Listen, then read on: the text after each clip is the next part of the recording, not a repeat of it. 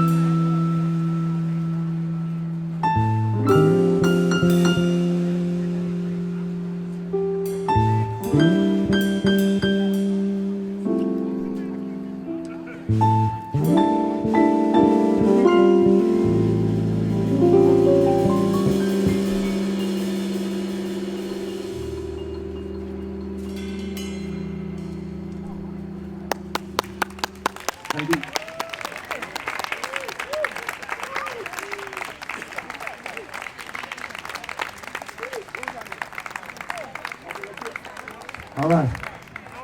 Dancers, don't leave the floor now. We got more for you. I get excited when they start dancing.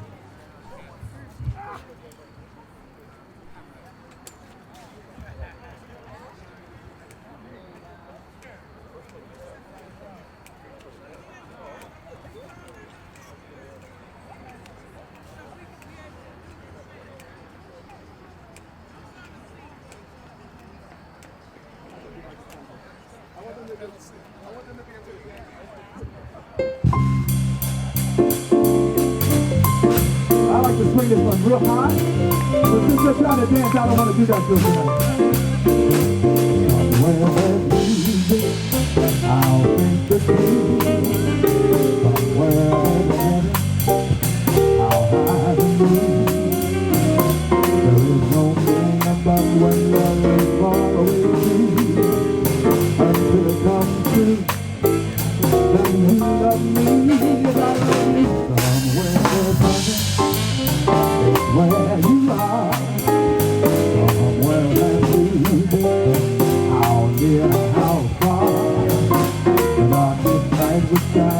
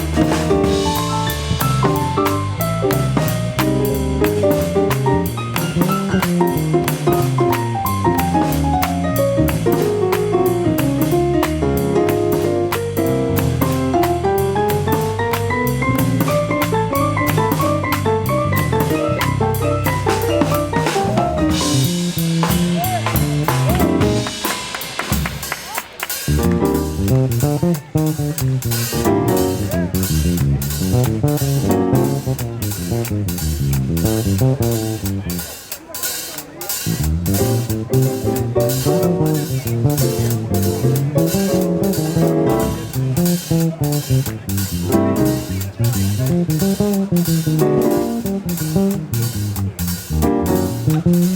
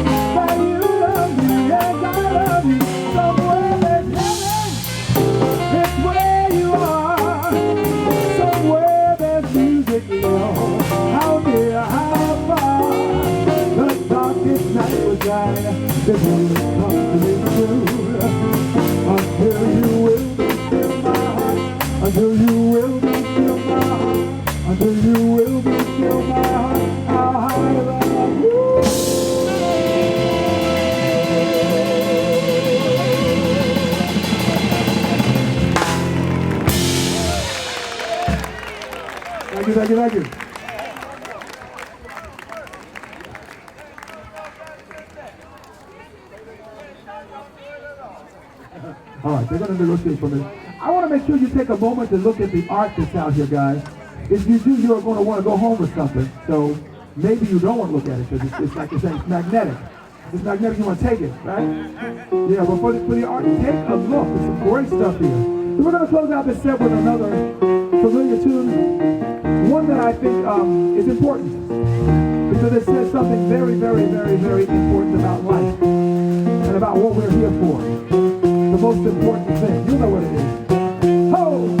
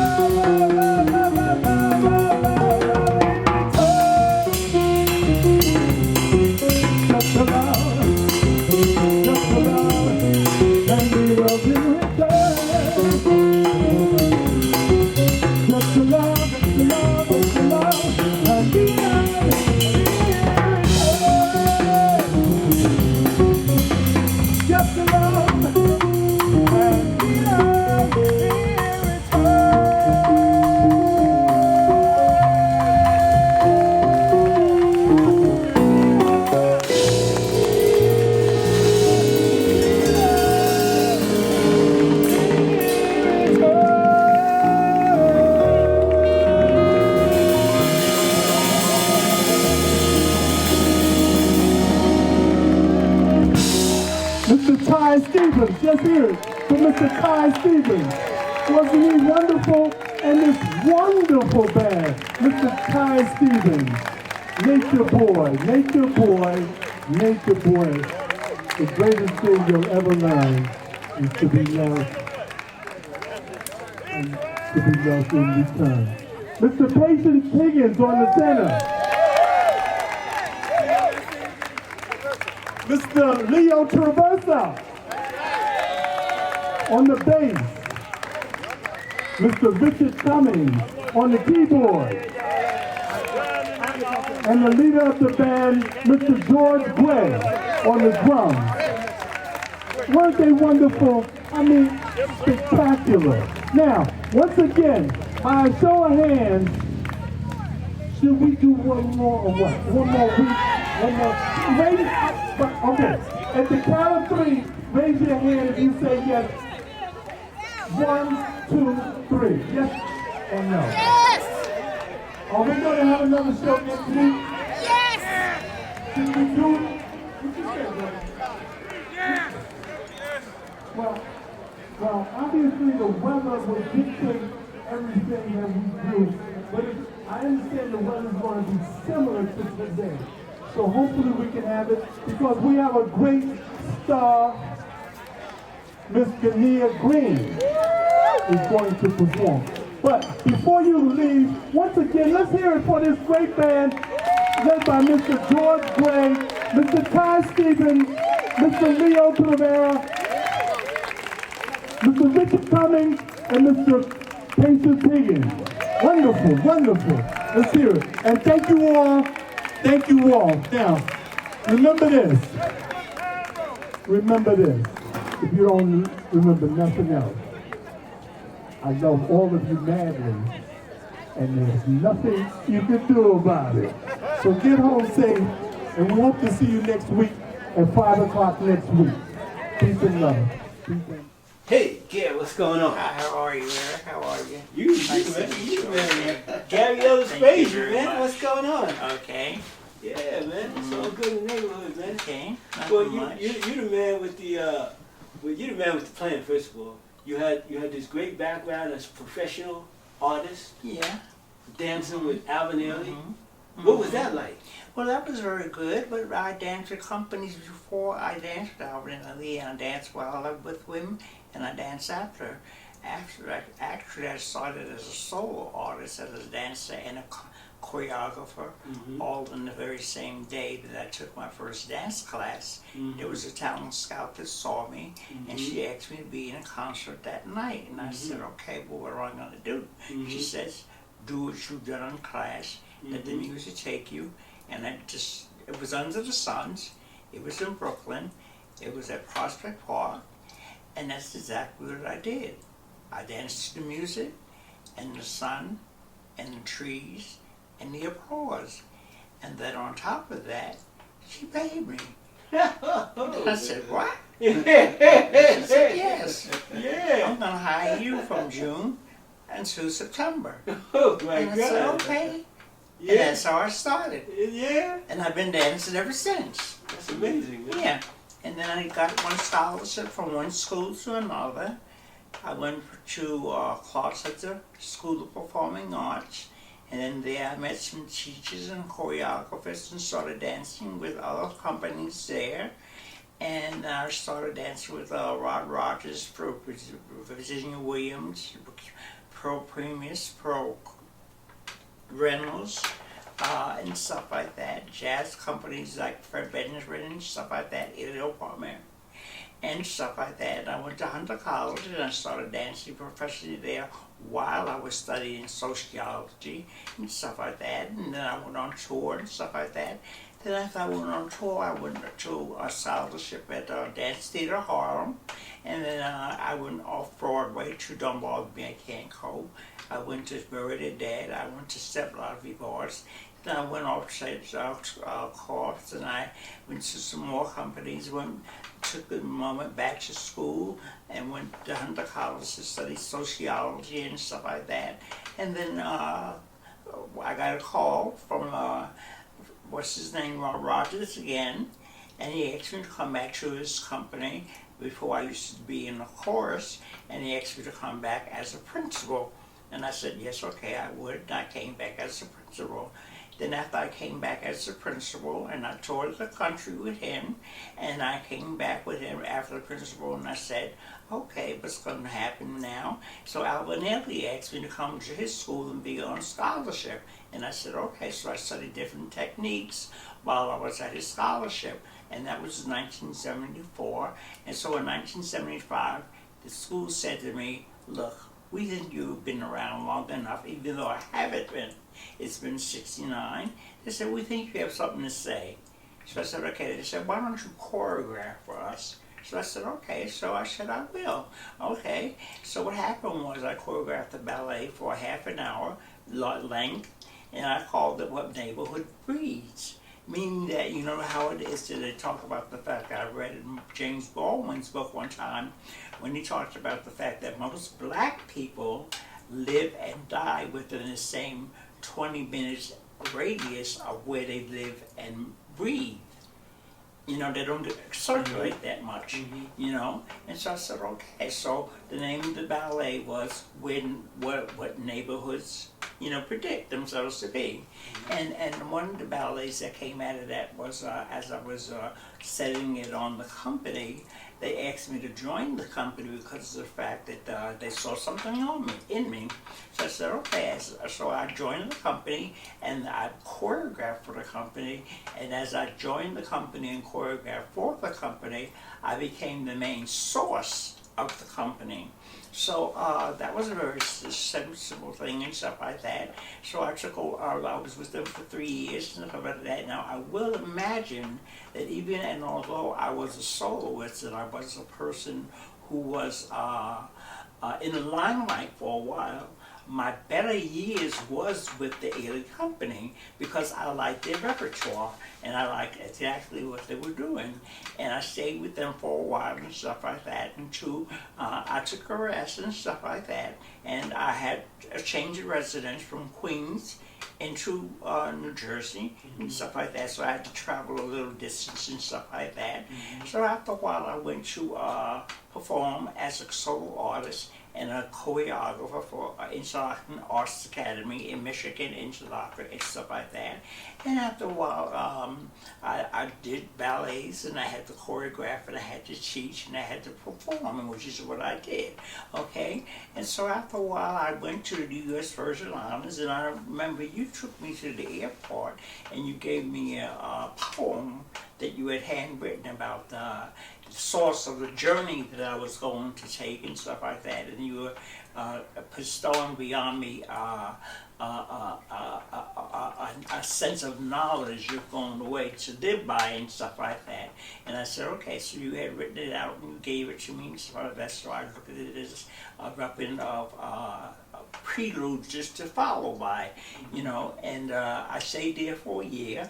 And I went to... Where was that? U.S. Virgin Islands? U.S. Virgin Islands. I went to St. Croix, I went to Puerto Rico, and I went to St. Thomas. And while I was there, Linda came down and visited me. And while I was there, Liz came down and visited me. And I mean, our mother. Yeah, our mother, Marjorie. Yeah, I call her Liz. Marjorie comes down and she visited me and stuff like that. So we went to a nice place in the old San Juan. We had a nice time. She had a couple of days off and we partied and stuff like that. And they threw a party for her while we were down there and stuff like that. So we really had a very nice time, and that was nice. And when I was over, I came back home and stuff like that, and I came back to what you call our place, New Jersey, where I was living and stuff like that. And I was asked, I went to what you call a place, the Garden State Ballet Company, to see what was going on there because I was back in New Jersey where I was from and stuff like that. So I went back and I found out there was another guy who had a company there, and he asked me to come and be a guest artist with his company to perform. And so therefore he choreographed a ballet for me, a solo that was very well received in New York and in New Jersey. And most people came to see it because they knew that I had left the Ailey Company, and they wanted to see what I was involved with at this particular point from New Jersey in New York and see where I was at and stuff like that. So what happened was I was very well received and stuff like that, and people were applauded and were given very much accolades and stuff like that.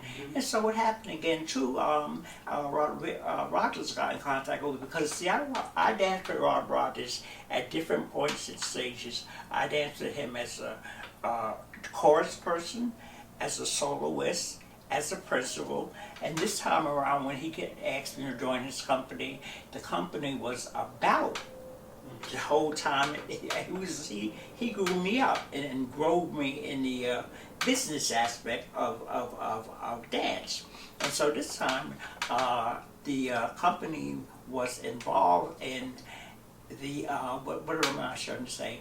Involved in the engrossing of my beginning to the point that I was, that he knew me, and this was the story of my life. And it was about Ralph Elvis's book that was talking about my life has not been a crystal stairway, you know, and so I had become the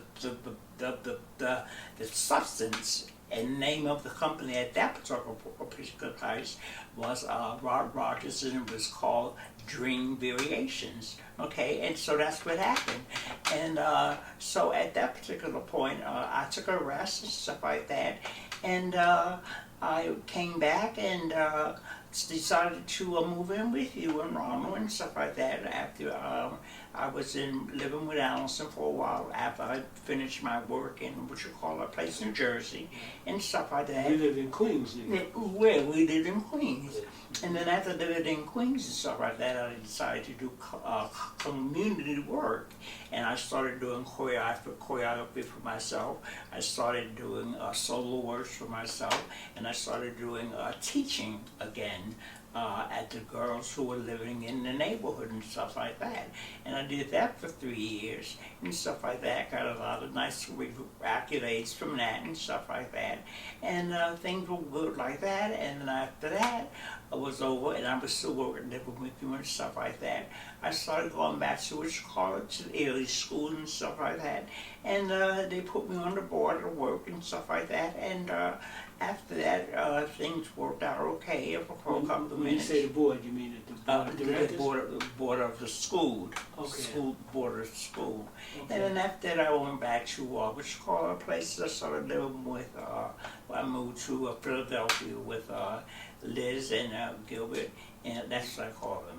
Gilbert and Liz, yeah, because you know, Dad and Mom, yeah, and very happy. And so from that point on, I went down to Philadelphia, you know, yes, and okay. yeah, we had a little scuffling because of the fact that I knew what I was doing, and they didn't know what I was doing because here was this boy. They called me from the city. You know, because I was a threat. You know, this is the boy from the city. That's all I could say. You know, either they were threatened by me. You know, so the boy from the city. That's all they could tell me. You know, so things didn't work out too well because I wasn't received well. You know, and so they didn't take me too well because I knew what I was doing. You know, too good. Yeah, exactly. So I had to not do anything, and what happened was that was when my body was getting old. Well, I mean, dancing professionally, I mean, usually that's generally like. So now you're like 65. Yeah, I mean, so that's a different thing. I mean, I remember when you were dancing with Alvin Haley. I don't know if I ever told you, but you're the best male dancer I've ever seen in my life. I actually played on a program with you. We actually rehearsed together. And when I was playing the drum and you were dancing, then when you came out on the stage, I didn't even recognize you. You know what's funny too, Eric? When I seen myself dance in videos, I couldn't believe it was me. Yeah. And the funny thing about it was, every time I saw myself dance on video, I couldn't believe it was myself. Right. I couldn't believe it. I looked at it, I said, that's me. I couldn't believe it, you know. And the funny thing about it was I couldn't see it. You know, I couldn't see me that being me, you know. And every time I would come away from the viewing it, I viewed it and said, wow, I couldn't see it. You were great. And the essence of it for me was, here I am, we rehearsed a couple of times. I'm playing the drums, you come out on the stage, but I didn't know it was you. Mm-hmm. I seen this guy come out on stage, muscular, jumping way high up in the sky, doing all this stuff. I said, I'm playing. I said, where's Gary? So I'm playing, what is he coming out? And it was you. Mm-hmm. I never knew that. First of all, you were so muscular. Mm-hmm. Second, you were so athletic. And but you see, that was it. That was the essence of my choreography and the essence of my input into dance, athleticism. They had not had that before, and they had not had technique before with athleticism, and they had not had the. I studied Horton, and I studied Graham technique, and I studied ballet.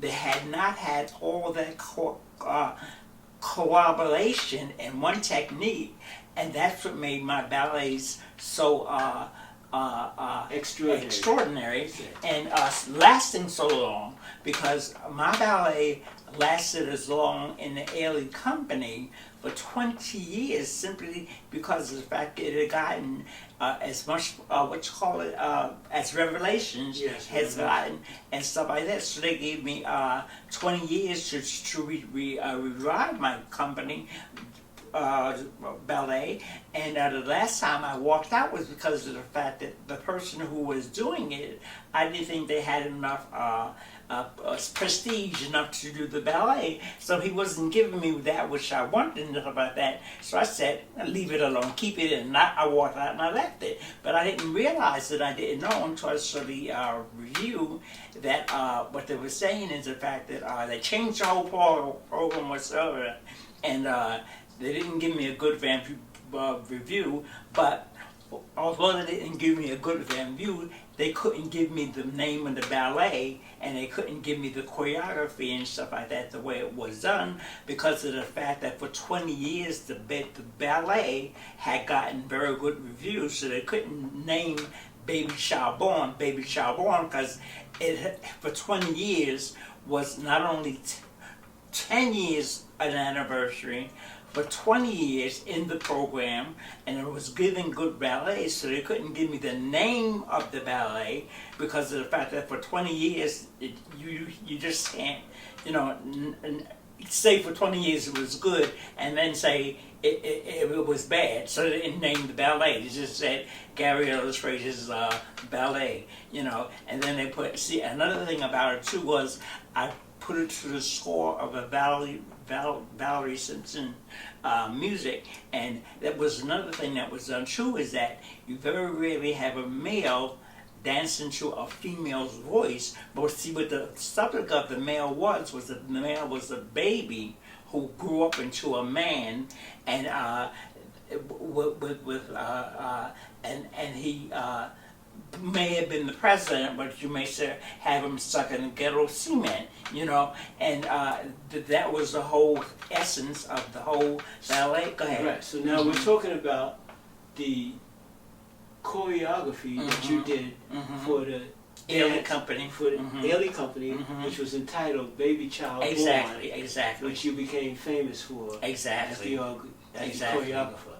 Now, once you stopped doing it, now other people did it. Exactly. It was a little different because the athleticism was silence. It was not without the athleticism. What they had said, I know, I remember, and the dynamism. Okay, it was still aesthetic, but they had to do it like I forgot the guy's name that did it. He had to do it in his way. But you were an athlete who had been involved in a couple track of other and couple of sports. basketball too, movements. Go ahead. Yes.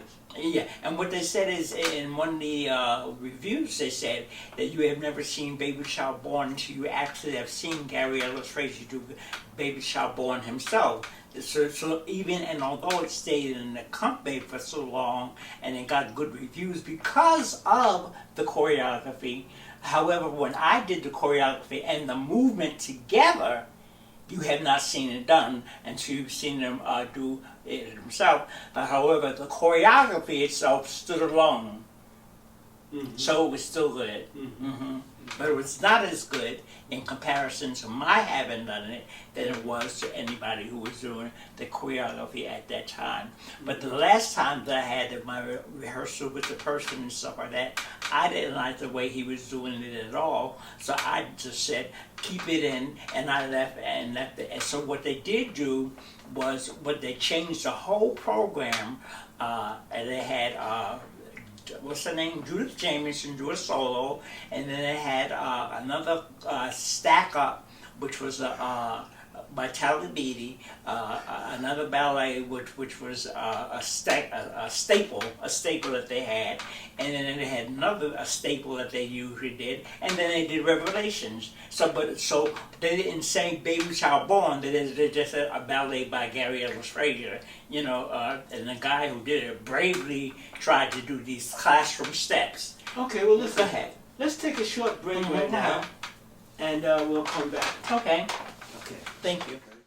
Can I ask myself, what have I done to deserve such wealth? The price you paid, I can never repay. Your generosity in order to save me, in order to save the day. 'Cause of love you placed in harm's way. So I am going to be reading a poem that Ms. Washington wrote herself.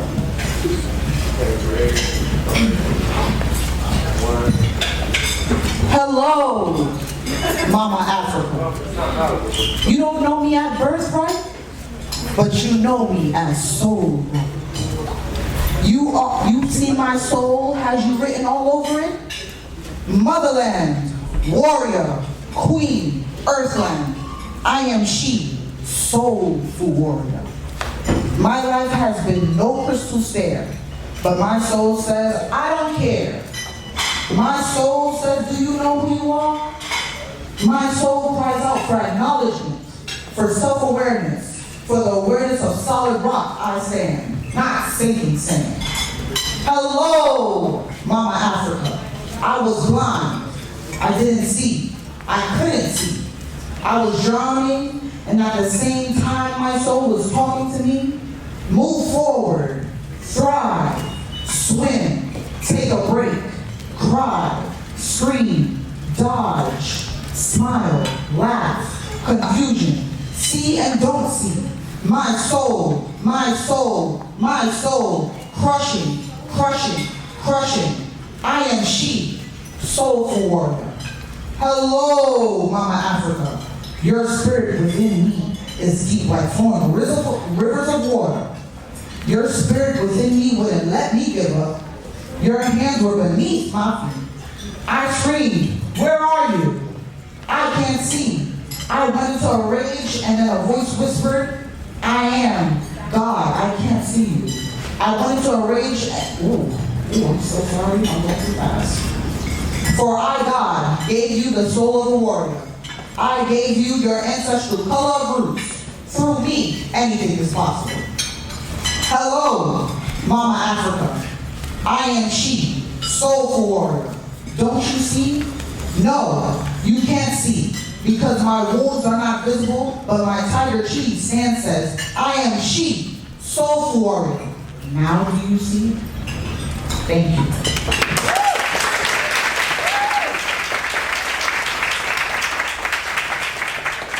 So good to see you. Must have been cold, there be my shadow to never have sunlight on your face.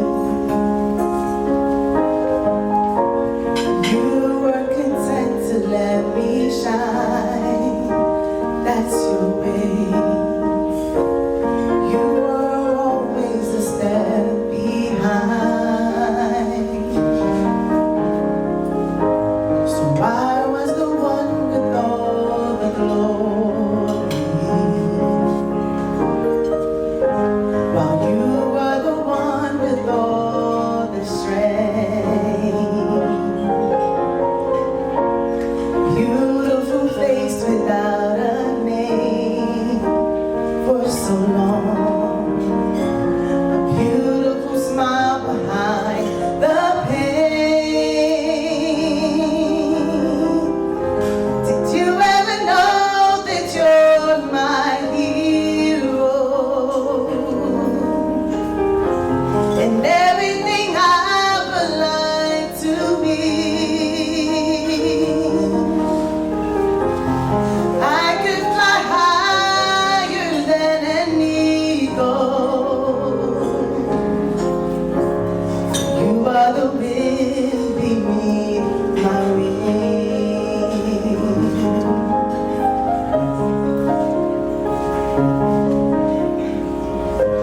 It must have appeared to go unnoticed, but I have it hidden in my heart. Beautiful face without a name for so long, and beautiful smile behind the pain. Did you ever know that you're my hero? And everything I would like to be. I can fly higher than an eagle. For you are the wind beneath my wings. Did you ever know that you're my hero? You're everything, everything, everything I wish I could be.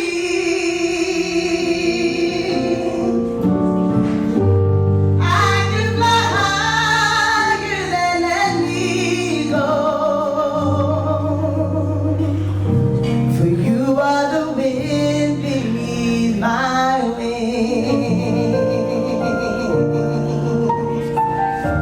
Did you ever know that you're my hero? And everything I would like to be. I can fly higher than an eagle. For you are the wind beneath my wings. Thank you.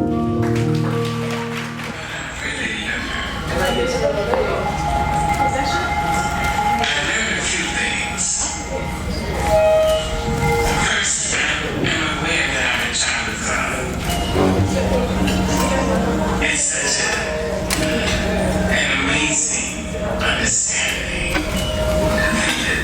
that is between trees and mountains, rivers and stars, made me.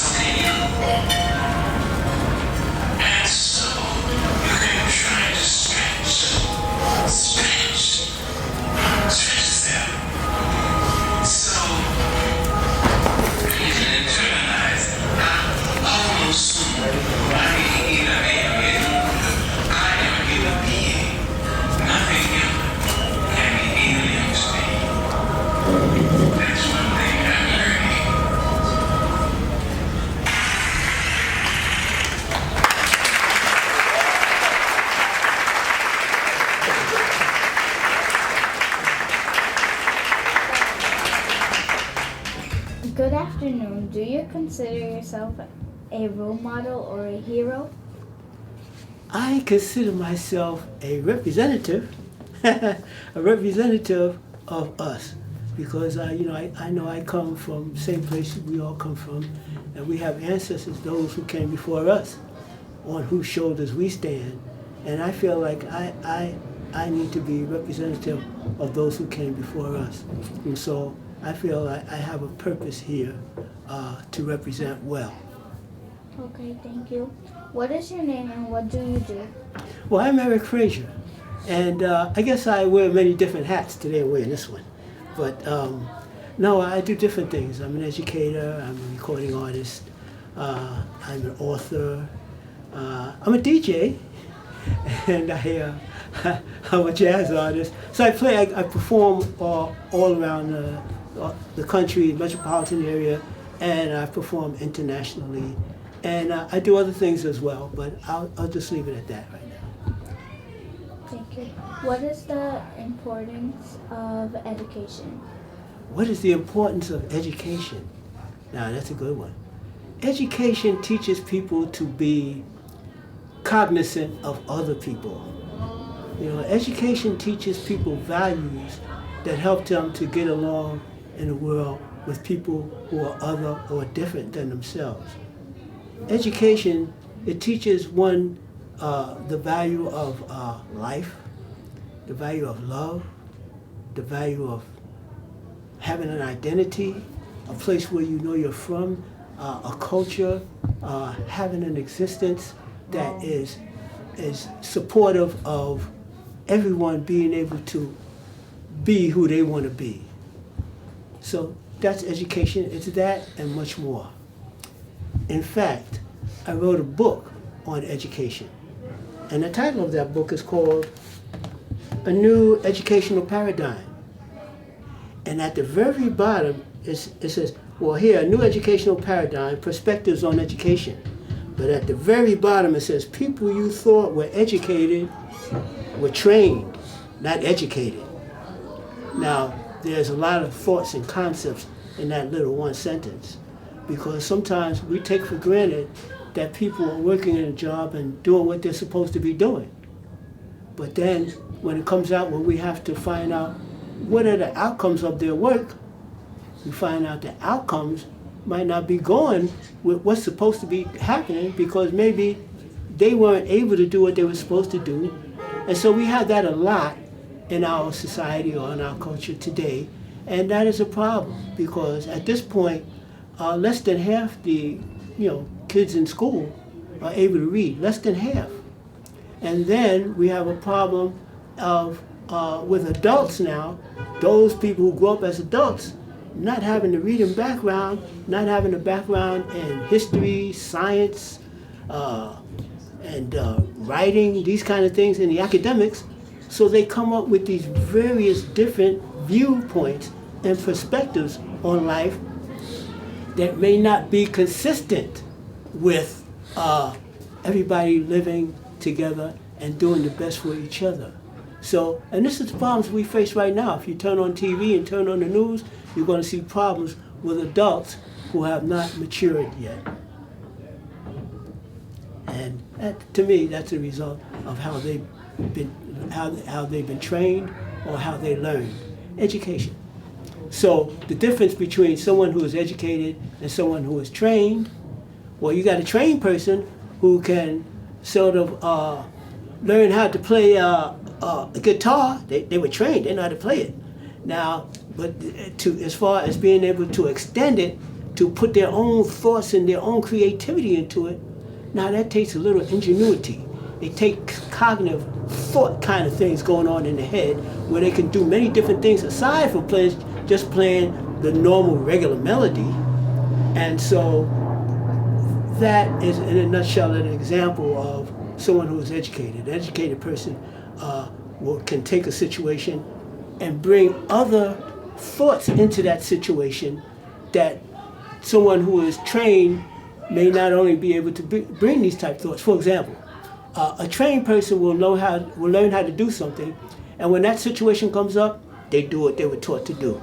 no matter what goes on in the environment around them, they're going to do what they were taught to do. They're going to be trained. Now, educated person, they're going to look at the environment around them and sort of taper what they're doing to fit the environment. There's a little difference there. Where did you grow up and what schools did you go to? Okay, well, I grew up in Brooklyn, New York.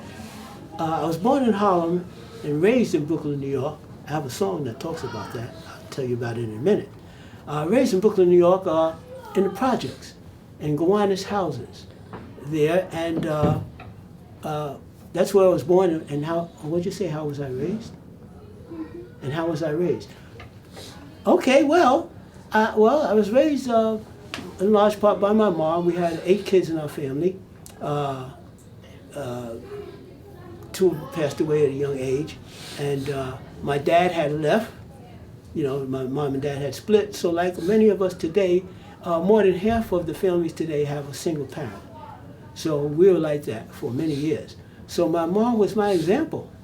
She finished high school at 14 years old. At that time, that was unheard of.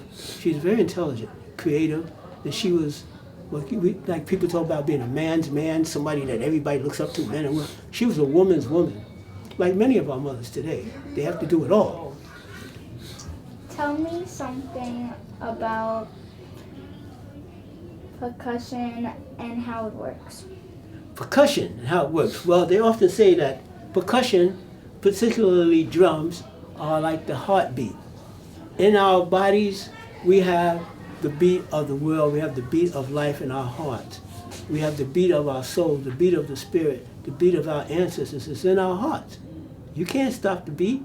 Some of the jazz cats say, hey man, don't stop the bebop. Peace, see you later. And that's part of it. This sound right here, that is what's called a tone. This sound right here, that is what's called a pitch. It's a high pitch. And this sound right here, that's the bass. So those are 3 basic sounds. You have the tone, the pitch, and the bass. And these are all sounds that come from the drum. And with these sounds, we got prepared for hunting, we got prepared for war, we got prepared for marriage, we got prepared for births, deaths, and so on. So that's a little bit about the drum. Okay, thank you. What are the names of these instruments and where do they come from? Okay, well you have so many different instruments that come from various parts of the world. I'm going to say this drum right here. First let's start from the beginning, which is, this is dondo. You see this drum right here? This is a djembe. That's a djembe drum, and that djembe comes from Africa. Okay, and in different parts of Africa, they have different types of djembe drums. Okay, you have Central Africa, you have West Africa, you have East Africa. That's a djembe drum. This drum is a dundun drum, and it has a bass sound that gives you a really nice sound, and you know.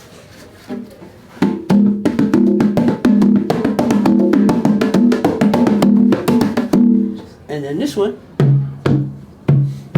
is even deeper. These are dundun drums, and they come from various parts of Africa. Thank you for watching. Don't forget, tune in next week to Cultural Spectrums and Jazz Pearls. Same time, same station. Until then, peace.